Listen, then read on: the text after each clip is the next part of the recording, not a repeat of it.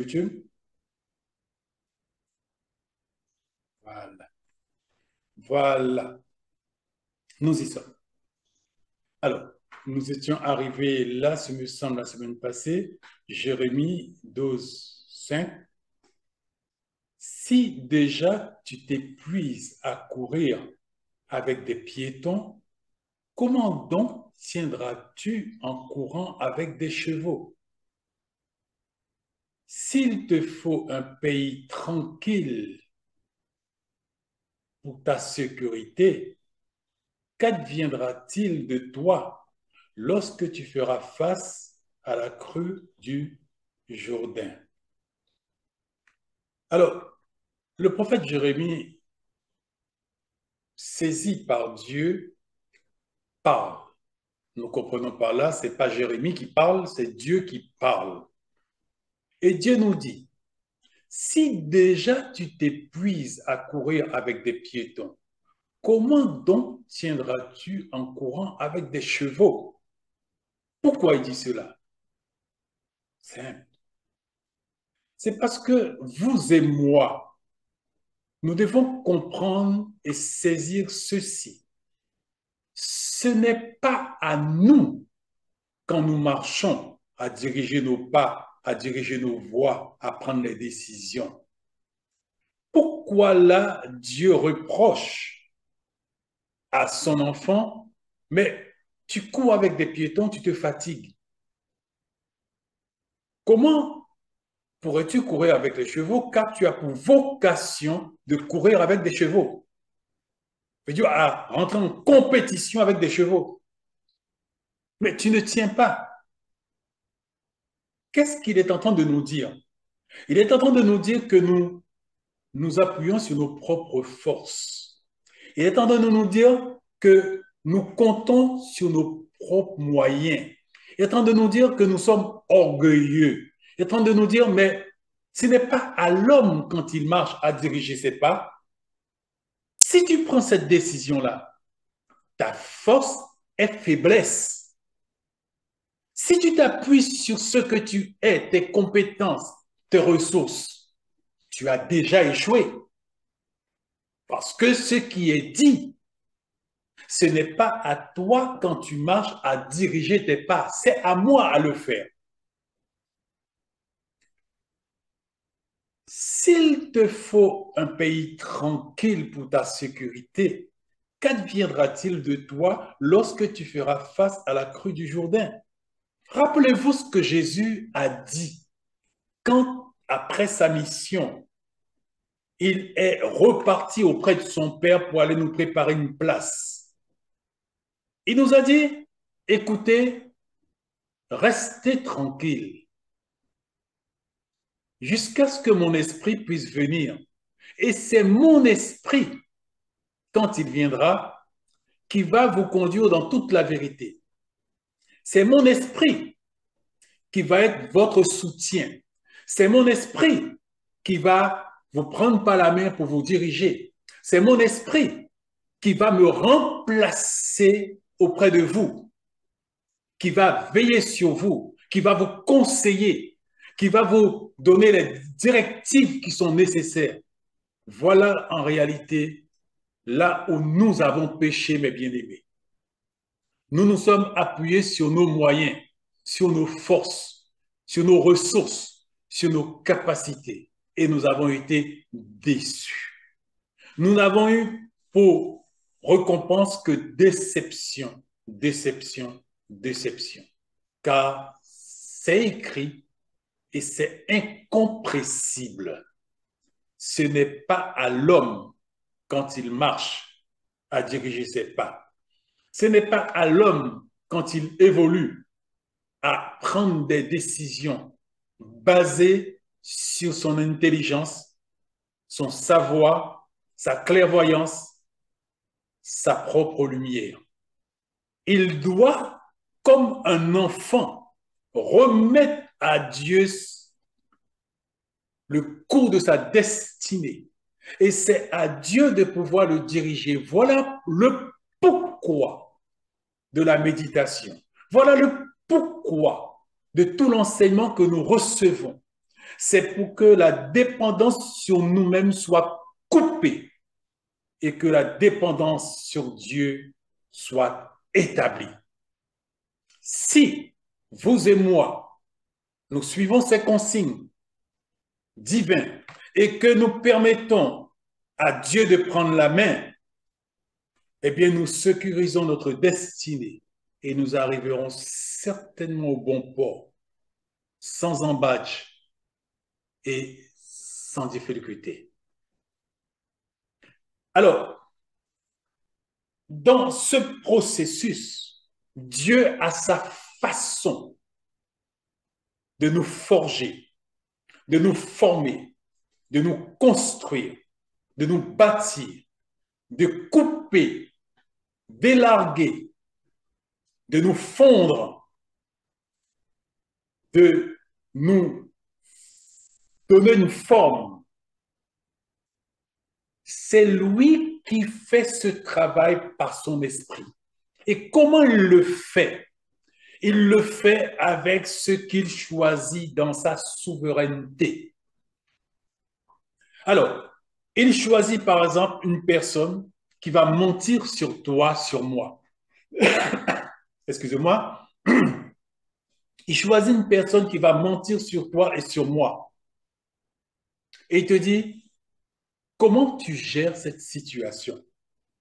Si vous et moi, nous nous appuyons sur nous-mêmes, la gestion d'une telle situation est catastrophique car vous et moi, nous ne supportons pas qu'on ment sur nous.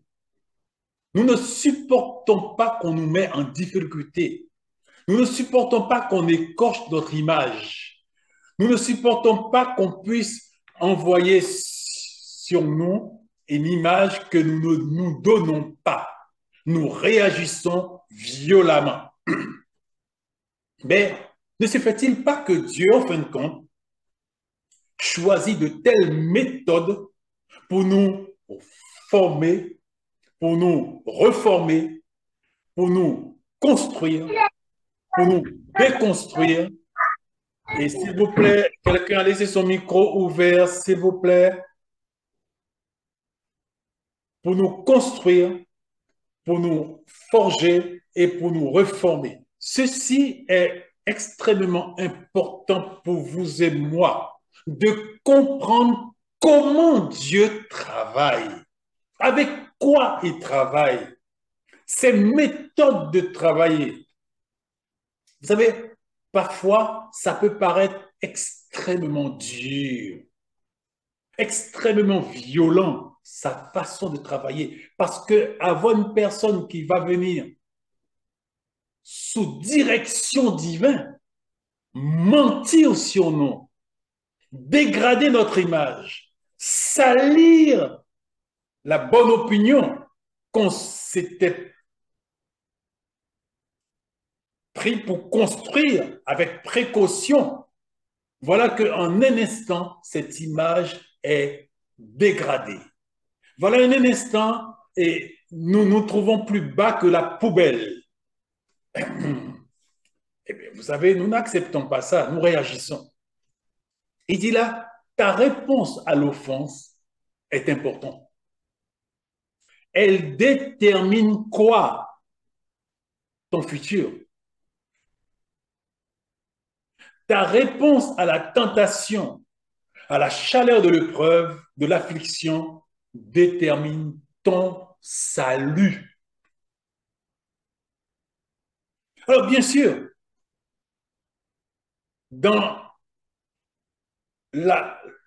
l'approche standard et classique des églises, cette chose n'est pas admettable. Cette chose n'est pas acceptable. Mais voilà que Dieu, à qui l'Église appartient, choisit ses méthodes pour reformer ses enfants, pour forger ses enfants, pour construire ses enfants, pour donner la forme qu'il veut à ses enfants. Qui peut contester ce que Dieu décide de faire? Puisque la, la création lui appartient, la terre est à lui, vous et moi, sommes ses propriétés. Comment nous pouvons contester cette démarche de Dieu? Nous le contestons parce que nous pensons que nous sommes plus sages que Dieu. Nous le contestons parce que nous sommes orgueilleux. Nous le contestons parce que nous sommes plus soucieux de notre image terrestre que notre réussite future. Un. Deux, nous le contestons parce que nous ignorons totalement que Dieu nous aime, que Dieu nous chérit, que Dieu veut le meilleur pour nous et que tout ce qu'il fait, tout ce qu'il entreprend pour nous, nous amène à un succès absolu, total et assuré. Mais vous savez, quand il est parti, il ne nous a pas tout dit en, de manière intellectuellement claire, mais il nous a dit que celui qui veut me suivre, qu'il se charge de sa croix, parce qu'il savait que pour nous reformer, pour nous forger, vu ce que nous sommes, ça allait nous coûter. Et c'est de ce que nous parlons actuellement. Alors, nous allons introduire une parenthèse. Nous quittons le message et nous ouvrons une parenthèse. Introduction de la deuxième parenthèse, parce que nous avons introduit une première parenthèse en haut. Là, maintenant, c'est la seconde parenthèse. Hébreux 12, 4, qui dit, vous n'avez pas encore résisté jusqu'au sang en luttant contre le péché. Ça veut dire que l'intention de Dieu, c'est de nous pousser, vous et moi, jusque là où c'est nécessaire pour obtenir les résultats requis. Il dit, vous n'avez pas encore résisté jusqu'au sang en luttant contre le péché. Signifie quoi? Que Dieu nous raffine avec les afflictions. Il a choisi de nous raffiner avec les afflictions. C'est pour cela que l'Épître aux Hébreux, le Saint-Esprit nous dit, te dit, me dit, tu n'as pas encore résisté jusqu'au sang contre le péché. Ne te fatigue pas, parce que tu as pour vocation de courir avec des chevaux. Si tu te fatigues maintenant en courant avec des piétons, ta chance de réussir est mince. Pourquoi cette chance-là est mince? Parce que tu n'as pas appris la dépendance à Dieu. La dépendance sur Dieu, pardon. Tu n'as pas appris la dépendance sur Dieu. Tu as investi en toi, en tes capacités, en tes moyens, ce que tu penses qui pourra te faire réussir. Mais la Bible dit, mais ta force n'est que faiblesse. Ma force n'est que faiblesse. Ma force à moi, ta force à toi, se trouve en Dieu. Et nous devons pouvoir aller en Dieu pour pouvoir prendre cette force. Père, aide-nous, aide-nous. Voilà pourquoi la méditation est extrêmement importante. Ça permet au Saint-Esprit de prendre la main et de nous conduire étape par étape, pas à pas, comme Dieu le veut. Verset 5. Et vous avez oublié l'exhortation qui vous a été adressée comme à des fils. Mon fils, ne méprise pas le châtiment du Seigneur et ne perds pas courage lorsqu'il te reprend. Ceci signifie que Dieu a pris souverainement la décision de te raffiner, de me raffiner, de nous donner la forme qui lui est propre avec les afflictions, avec les difficultés, avec les épreuves, avec les déboires, avec l'échec, avec la maladie, avec tout ce qu'il choisit qui est nécessaire. Il nous connaît, il sait qu'est-ce qui peut accomplir en nous le travail le mieux que possible.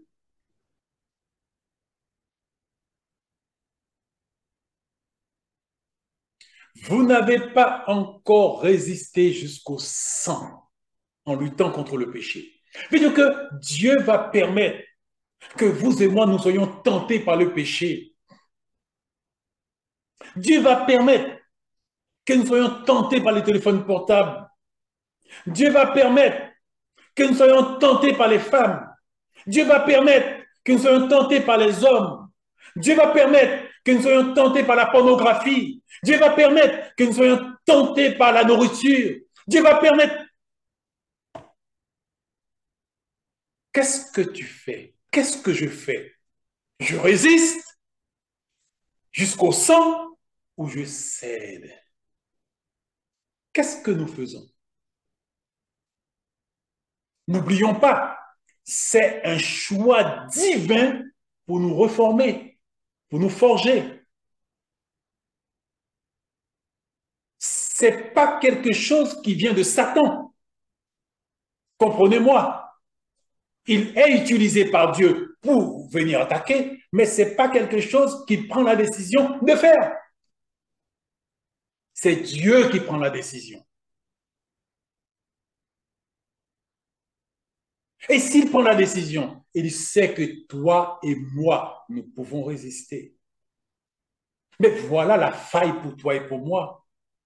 Quand il nous dit de le chercher, quand il nous dit de lire la parole, quand il nous dit de méditer, quand il nous dit d'être en communion avec lui, au lieu que nous puissions faire notre part, nous le négligeons. Et il nous dit, je suis avec toi. Voilà la limite qui t'est départie pour résister contre la tentation, le péché. Tu dois aller jusqu'au sang si c'est nécessaire. Vous savez, souvent, quand Dieu commence le travail comme cela, beaucoup d'entre nous, nous allons à la rébellion. Nous nous révoltons. Nous perdons courage. Nous nous lassons. Nous nous plaignons. Nous ronchonnons. Mais il te dit et il me dit, comment veux-tu que je puisse atteindre l'objectif en toi? Comment veux-tu que je puisse te préparer pour l'entrée glorieuse, victorieuse dans la cité que je t'ai préparée si je ne peux pas te préparer? Si tu n'acceptes pas de coopérer avec moi pour ta préparation, comment veux-tu que je puisse travailler? Tu te lasses, tu te plains, tu te rebelles, tu te fâches, tu me provoques, tu m'exprimes ta colère, tu ne me laisses pas travailler, tu ne coopères pas avec moi pour ceux qui concourent à ton bien, à ta réussite, à ton bonheur, à ta victoire. Tu fais obstacle à ton propre bonheur, à ta propre réussite. Verset 6. Car le Seigneur châtie celui qu'il aime. Voilà ce que nous devons retenir dans le travail qu'il accomplit en nous. C'est parce qu'il nous aime. C'est parce qu'il nous chérit. S'il ne nous aimait pas, il nous aurait laissé suivre notre voie, il nous aurait laissé suivre notre chemin, il nous aurait laissé évoluer comme nous le voulons, et la fin du chemin aurait été catastrophique, désastreux pour l'éternité. Il nous aurait laissé. Mais du fait qu'il nous aime, il essaie de contester avec nous, de parler avec nous pour nous dire, s'il te plaît, si je te châtie, si j'envoie les afflictions, c'est pour te raffiner, c'est parce que je t'aime. Nous devons comprendre ce rapport à l'amour dans les afflictions, dans les difficultés, dans les châtiments. Et il frappe de la verge tous ceux qu'il reconnaît pour ses fils. Toi et moi, il reconnaît en nous ses enfants. C'est pour cela qu'il nous discipline. C'est pour cela qu'il peut, par exemple, permettre que nous puissions avoir un accident. C'est sa méthode de nous discipliner. C'est pour cela qu'il peut permettre qu'il y ait un grand doblogodo entre ton épouse et toi, entre ton mari et toi. C'est sa façon de pouvoir te discipliner. C'est pour cela qu'il va permettre que ton patron devienne très désagréable. C'est sa façon à lui de pouvoir te forger, te discipliner. Je sais que ce n'est pas facile. Je suis dans un corps comme vous. C'est très dur. Mais c'est ça porte notre croix. C'est ça nous charger de notre croix et de le suivre. C'est pas ce type d'évangile positif là où on prêche tout va bien et l'argent coule à flot, Dieu bénit des millions. Oui, Dieu donne tout ça, amen.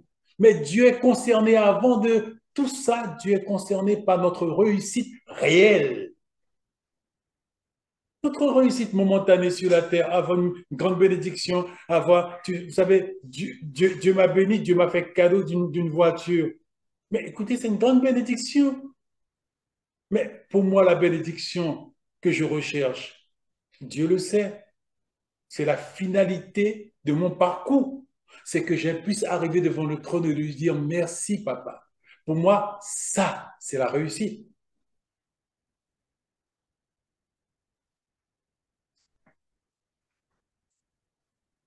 Supporter, verset 7, supporter le châtiment, c'est comme des fils que Dieu vous traite. Car quel est le fils qu'un père ne châtie pas? Vous savez, si vous voulez bénédiction, bénédiction, bénédiction, bonheur, bonheur, bonheur, joie, joie, joie, et félicité terrestre, félicité terrestre, félicité terrestre, vous dites, par cela, vous dites à Dieu, je ne suis pas ton enfant, laisse-moi vivre mon bonheur sur la terre. Ne me touche pas, ne me correctionne pas, ne me discipline pas, laisse-moi vivre ma vie de bonheur terrestre. Dieu dit, il nous respecte à ce moment-là. Mais verset 7, il nous dit, supportez le châtiment. Supporte le châtiment. Accepte de le supporter. Parce que c'est comme des fils que Dieu nous traite. Alors c'est pour cela qu'il ne permettra pas que vous soyez tentés, ni éprouvés, ni affligés au-delà de vos forces, au-delà de nos forces. il contrôle. Il contrôle le volume et la pression et tous les paramètres sont contrôlés par lui en rapport avec notre force à nous. Nous ne pouvons pas dire à Dieu, c'est trop dur, c'est trop violent. Non, tu es son enfant. Il sait jusqu'où tu peux aller, même si toi, tu refuses par soumission d'accepter qu'il te pousse là où tu dois aller pour que le résultat soit probant. Mais il te dit, je te connais mieux que toi. Je sais exactement là où tu peux aller. Alors, 10. Nos pères nous châtiaient pour peu de jours, comme ils le trouvaient bon. Mais Dieu nous châtie pour notre bien, afin que nous participions à sa sainteté. Nous prenons 1 Pierre, chapitre 1, verset 6, et dit, c'est là ce qui fait votre joie. Quoique maintenant, puisqu'il le faut, vous soyez attristés pour un peu de temps par diverses épreuves. Ceci signifie que Dieu a choisi de nous raffiner, de nous purifier, de nous mettre à niveau avec les afflictions. Nous reprenons. C'est là ce qui fait votre joie, si vous l'acceptez. Quoique maintenant, puisqu'il le faut. Qu'est-ce que nous comprenons par cette phrase? Puisqu'il le faut. C'est un impératif. Ça veut dire que c'est une nécessité sine qua non à notre entrée dans le ciel.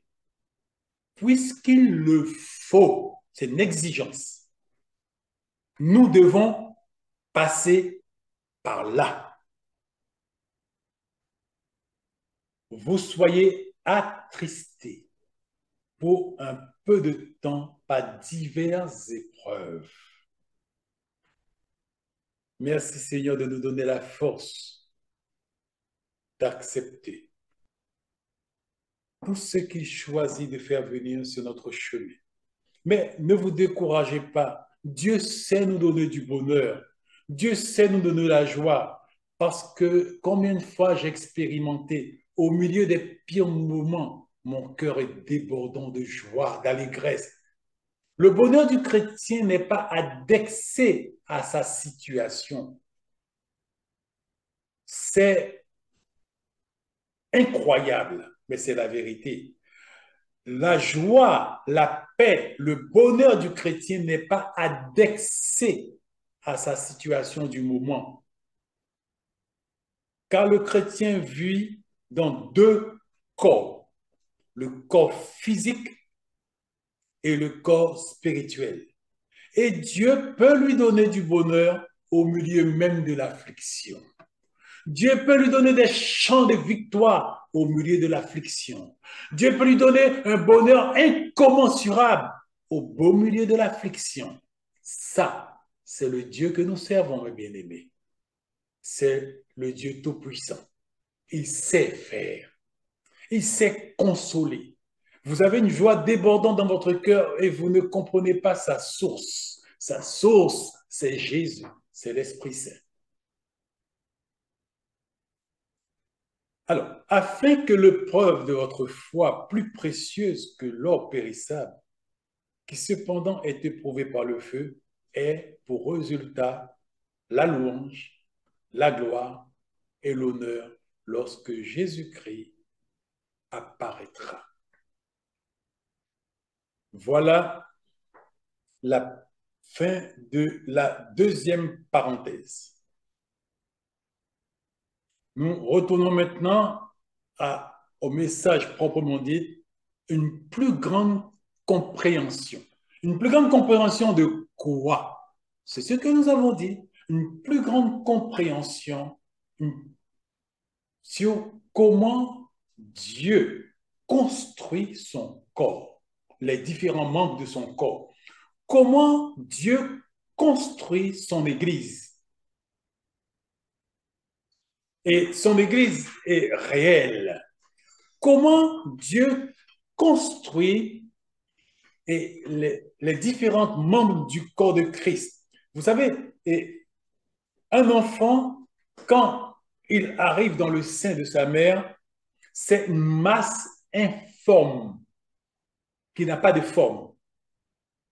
Et au fur et à mesure que le temps se passe, les différents membres de cet enfant se forgent et se forment et prennent forme. Vous voyez, là, j'ai une main. Mais avant d'être une main avec des doigts qui se meuvent, c'était une masse informe. Une masse informe et après comme cela. Non, même pas comme ça, je veux dire. Comme ça. Il n'y avait pas de doigts. C'était comme ça. Et voilà que au fur et à mesure, sur l'ordre de Dieu, les doigts se forgent, la tête se forme, la bouche se forme, les dents s'y mettent, les yeux se forment, le nez, les cheveux, les oreilles, le cou, et toutes les différentes parties se forgent et se forment. Là, actuellement, Dieu est en train de forger et former le corps de son Fils Jésus. Lui, il est la tête, il est déjà formé. Mais vous et moi, nous faisons partie du corps. Peut-être toi, tu as un pouce, moi, je suis l'index, c'est ça? Après le pouce, c'est l'index, je crois. Oui, l'index. Et il faut que nous soyons formés, toi et moi. Nous ne pouvons pas prendre la forme d'une jambe parce que notre vocation, ce n'est pas d'être la jambe, c'est d'être le pouce. Et c'est Dieu qui forge et qui forme pour nous donner la forme de ce pouce, de l'index, du bras. Et c'est ce travail, c'est ce processus qui est engagé. Et nous devons avoir une meilleure compréhension sur ce que Dieu est en train de faire et pourquoi Dieu le fait. Si toi et moi, nous n'acceptons pas docilement le processus de reformation, de transformation, de raffinement pour être ce que que nous devons être, nous ne pouvons pas être intégrés au corps. C'est une nécessité. C'est pour cela plus haut, il a dit, puisqu'il le faut. Il a dit, c'est une nécessité. C'est à l'impératif, puisqu'il le faut.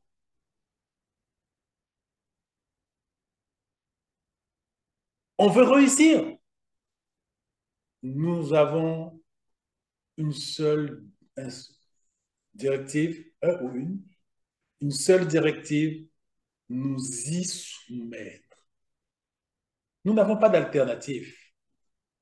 Sinon, il nous dit, si tu n'acceptes pas le processus, tu t'exclus du corps.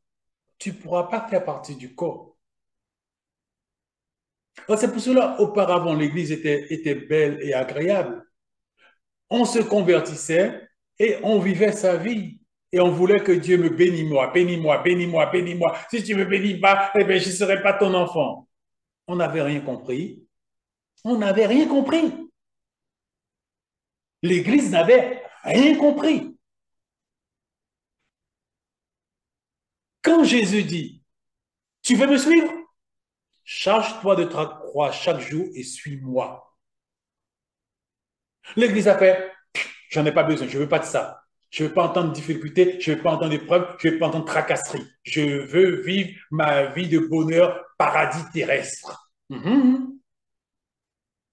Tu t'exclus du corps. Parce que le processus pour être intégré au corps, c'est le processus de raffinement, de transformation. On doit modifier la forme que nous avons mentalement et conceptuellement, intellectuellement, physiquement, moralement, émotionnellement. On doit modifier la forme qu'on a. Et ce n'est pas facile. C'est pour cela que Jésus l'a assimilé. Prends ta croix, suis-moi. Si tu refuses de prendre ta croix et de me suivre, tu ne seras pas intégré au corps, car tu n'auras pas la forme requise. Moi seul sais quelle est ta vocation et quelle forme que tu dois avoir. Et moi seul peux te donner cette forme. Et toi et moi, nous allons réussir ce travail si tu te soumets et que tu me laisses travailler. Si tu te soumets et que tu me laisses travailler. Alors, nous sommes dans le processus de comprendre, de mieux comprendre comment Dieu forge un homme, une femme, pour l'intégrer au corps de Jésus, qui lui est la tête. Alors, nous retournons dans le message proprement dit de notre fatigué. N'oubliez pas le cas de Job. Avant que Satan n'aille vers Job, il a d'abord consulté le Dieu Tout-Puissant afin d'avoir sa permission. Alors, qu'est-ce que nous comprenons par là? Y a-t-il quelque chose qui peut subvenir dans ta vie que l'Éternel n'aurait pas ordonné? Tout ce qui arrive dans ma vie, dans ta vie en tant que chrétien né de nouveau, sous la juridiction de la croix, tout ce qui arrive dans notre vie est ordonné, commandé, cadencé par Dieu lui-même. C'est ce qu'il nous dit là. N'oublie pas le cas de Job. Satan n'a pas pris la décision de dire je vais l'attaquer Job. Non, il ne pouvait pas. Qui est maître? Dieu. Qui est Seigneur? Dieu. Qui est Dieu? Dieu. Qui contrôle toutes choses dans l'univers, il y a un seul, Dieu. Alors, est-ce que toi, moi, nous pouvons penser que le diable peut prendre la décision de venir et nous attaquer, nous persécuter, nous donner des cauchemars et nous tripoter dans les rêves sans que Dieu a dit, va, il y a une raison. Toi et moi, voilà ce que nous devons faire. Seigneur, qu'est-ce que tu as à me dire? Ça humilie beaucoup. Ça humilie. Ça nous rabaisse. Nous nous sentons dégradés. Mais Dieu a dit, je recule devant rien pour atteindre l'objectif dans mes enfants. J'utilise tout pour atteindre l'objectif dans mes enfants.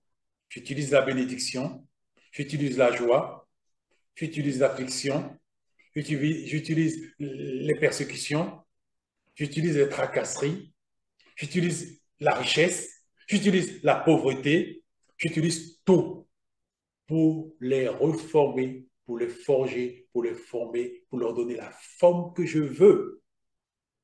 Nous devons faire cause à effet de ce que je dis. Ce sont ces causes que j'énumère, les afflictions et tout ce qui s'ensuit, qui fait maintenant ce que je dois être, l'élu, victorieux.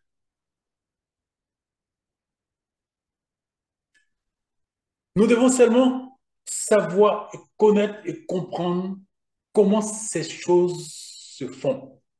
Alors, il nous dit de nous rassurer, d'avoir la paix, de nous tranquilliser, car Satan, les démons, les hommes ne peuvent pas venir attaquer impunément un enfant de Dieu sans que Dieu ne le commande, ne l'ordonne. Nous comprenons un petit peu mieux dans notre langage religieux, nous le permet. Mais ce permettre-là, comprenons, il l'a ordonné, il l'a commandé. Parce que c'est Pierre qui dit, puisqu'il le faut, c'est nécessaire. Car Dieu privilégie la fin de notre vie sur le début et le parcours de notre vie. Dieu privilégie la fin de notre parcours, de notre vie, sur le début et le cours de notre vie. Et nous pouvons avoir début de vie chaoteuse, nous pouvons avoir un parcours de vie catastrophique et une fin de vie victorieuse. C'est ce que Dieu veut et c'est ce qui va se produire. Quand nous avons la lumière sur ces choses, nous sommes dans la joie, dans les afflictions, dans les difficultés. Ah, à cause d'une faille qu'il y a en moi, Dieu a commandé à un démon de m'attaquer et de me donner le cauchemar des cauchemars. Et je me réveille en sueur. Je suis effaré. Dieu dit, tu es mon enfant.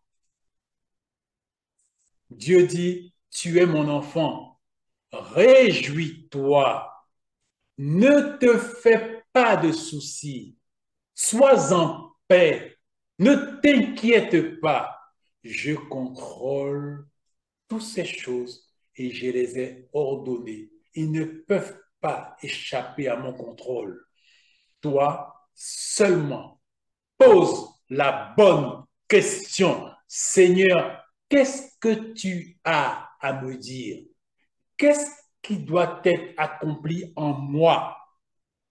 Seigneur, ouvre les yeux de ton serviteur, ouvre les yeux de ta servante, que je puisse voir et que je puisse apporter les réformes nécessaires, plutôt que je puisse coopérer aux réformes nécessaires. Et ainsi, Dieu et nous accomplissons le travail. Dieu et nous accomplissons l'œuvre qui doit être faite. Car il a dit que nous sommes ouvriers avec Dieu. Sans Dieu, nous ne pouvons rien faire. Sans notre coopération dans notre vie, Dieu ne peut aussi rien faire pour nous. C'est un travail d'équipe entre Dieu et moi pour ma réussite.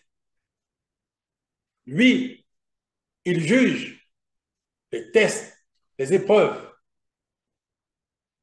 les choses qui doivent venir, et moi, je les accepte humblement, je me soumets et je coopère. La réussite est assurée. Comment Job a réussi? Il est sorti vainqueur, 2 fois plus vainqueur qu'avant. Et mes bien-aimés, laisse-moi vous raconter un petit peu la situation par laquelle notre bien-aimé frère Job est passé. Il était le plus riche du monde. Aujourd'hui, quel est l'homme le plus riche de la planète? Elon Musk, c'est quoi? Il a dépassé tout le monde. D'accord. C'est l'homme le plus riche. Alors, c'était Elon Musk de ce temps. L'homme qui était connu dans tous les pays civilisés de l'époque. L'homme le plus riche.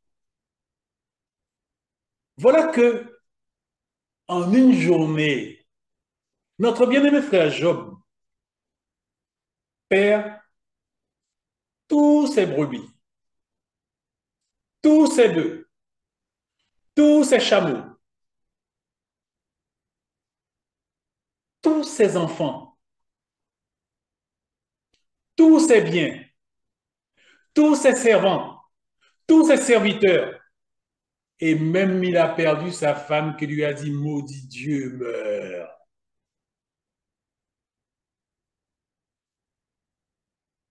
Notre frère Job s'est assis par terre,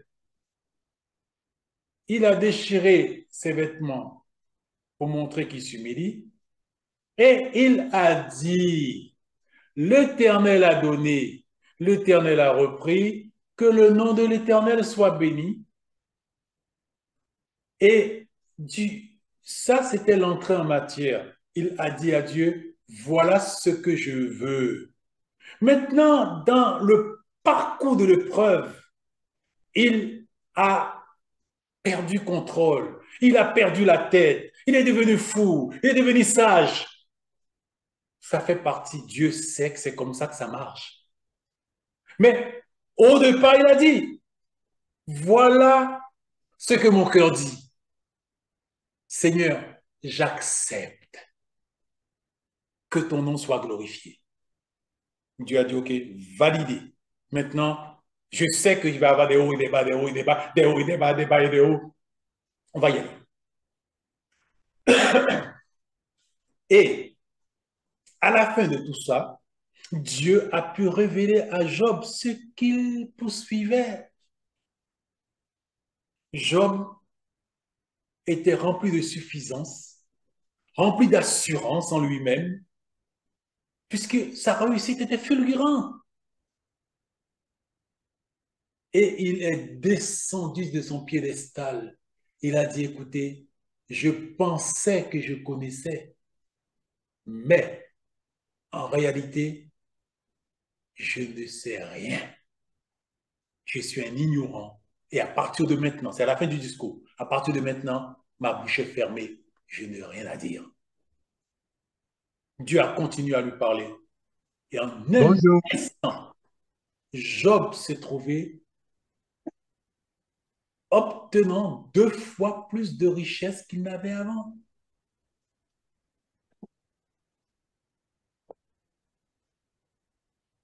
Juste pour dire que quand Dieu contrôle une situation, ne nous inquiétons pas. Il sait ce qu'il fait. Il n'a jamais échoué dans un dossier. Non, non. Il est Dieu. Alors, après, il dit, par quoi passes-tu? Demande à Dieu de t'aider à tirer le meilleur profit des difficultés. C'est-à-dire que quand vous et moi, nous passons par la vallée des Baca, quand vous et moi, nous avons la croix sur notre dos qui devient beaucoup plus lourd que d'habitude, il dit, au lieu de te rébeller, au lieu de me rébeller, tirons le meilleur profit de ce moment parce que c'est Dieu qui l'a commandé. Demandons à Dieu de tirer le meilleur profit de ce moment, car c'est un moment de bénédiction. Je ne peux pas oublier, j'étais très jeune quand Dieu m'a dit, vous mes enfants, vous vous pénalisez. Vous voulez toujours ce que vous voulez, bénédiction, bénédiction, bénédiction. Mais c'est ce que vous appelez bénédiction là est un problème pour vous. Ça vous éloigne de moi. Mais vous ne voulez pas avoir les épreuves, les difficultés. C'est ça votre réelle bénédiction, car ça vous rapproche de moi. À l'époque, Tibi était encore enfant. Je veux dire que je n'avais pas son enseignement. Et je ne pouvais pas savoir, étant trop loin de Dieu, je ne pouvais pas savoir que Dieu me parlait de la plus grande compréhension. C'est pour cela que j'adhère à 100% à la plus grande compréhension, puisque ceci m'a été dit depuis très jeune, je savais, et je le répétais à tout bout de champ, mais sans comprendre de quoi il en ressortait, de quoi il en retournait. Mais aujourd'hui, je peux vous dire, c'est l'enseignement réel de l'Église, du chrétien, de l'Évangile. Nous sommes appelés, nous avons pour vocation à porter notre croix. N'écoutez pas ces nouveaux prédicateurs qui vous disent Allez planter une graine, vous allez récolter 10 graines, planter 5 graines, vous allez récolter 5000 graines. Non, je ne veux pas critiquer, mais c'est pas ça l'évangile. C'est un évangile terrestre. Dieu n'est pas concerné par notre succès terrestre. Dieu nous a adressé une vocation qui n'est pas terrestre. Dieu nous a adressé une vocation qui est céleste. Notre cité à nous n'est pas sur la terre, c'est dans le ciel. Notre bonheur final n'est pas sur la terre, c'est dans le ciel.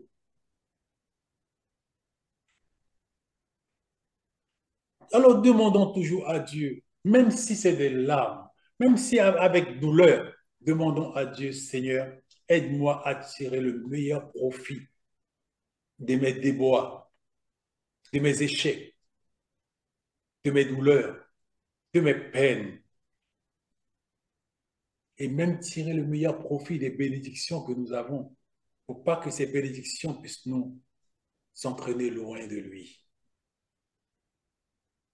Et très souvent, quand tout va bien, vous et moi, nous avons une tendance récurrente, c'est de nous éloigner de Dieu, de la prière, de la lecture de la parole, de la méditation, parce que tout va bien. Quelle est ta situation? Quelle est notre situation? Elle n'est pas destinée à nous détruire. C'est peut-être pour nous raffiner, pour nous reformer, pour nous forger, pour nous bâtir, pour nous donner la forme nécessaire pour intégrer le corps auquel nous appartenons, pour intégrer le corps auquel nous appartenons. Nous ne pouvons pas définir nous-mêmes la forme que nous voulons pour intégrer le corps. Ce n'est pas possible.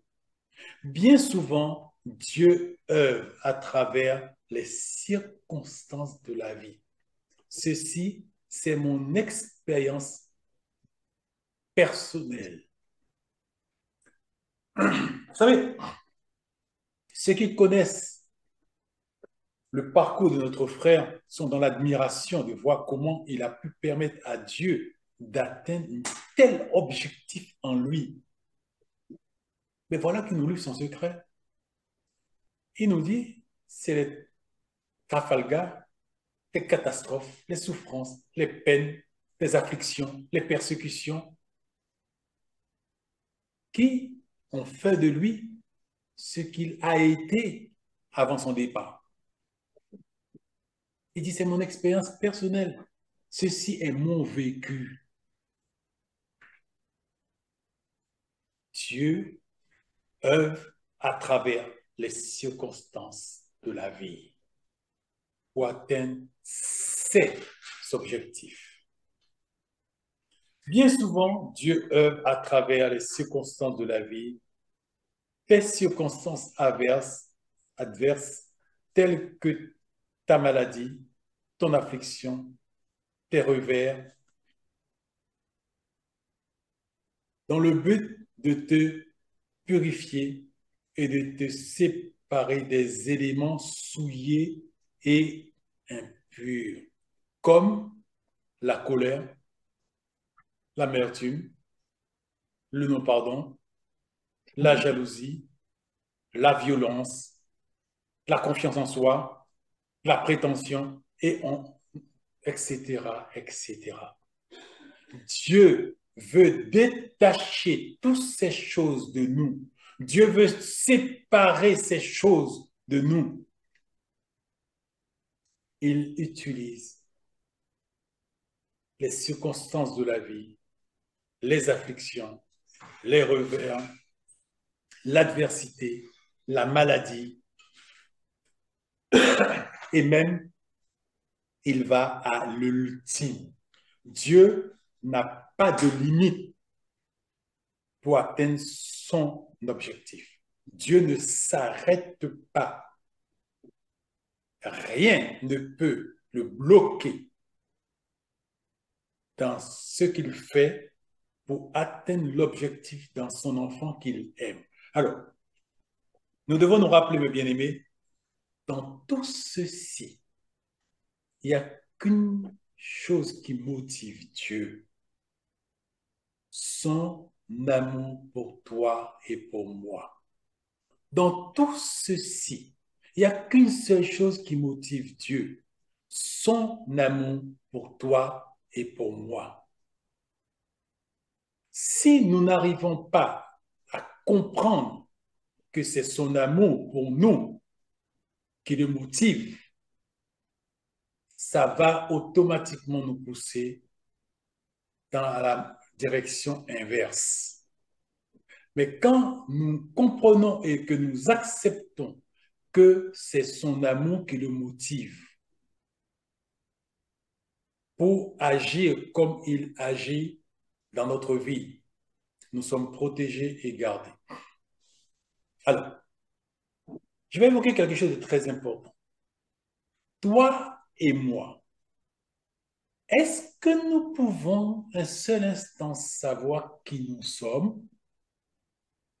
Toi et moi, est-ce que nous savons réellement qui nous sommes? Est-ce que nous savons réellement qu'est-ce qui doit être fait comme travail en nous? Quelles sont les méthodes qui peuvent être employées pour que le travail soit fait en nous? Est-ce que toi et moi, nous savons quelle forme nous devrions avoir pour intégrer le corps? Nous ne le savons pas. Le plan initial, c'est Dieu qui l'a. Et si Dieu a le plan initial, la méthode et les moyens, c'est lui qui les a. Toi et moi, nous devons soumettre nos cœurs et être comme un enfant et accepter le processus pour que l'objectif soit atteint.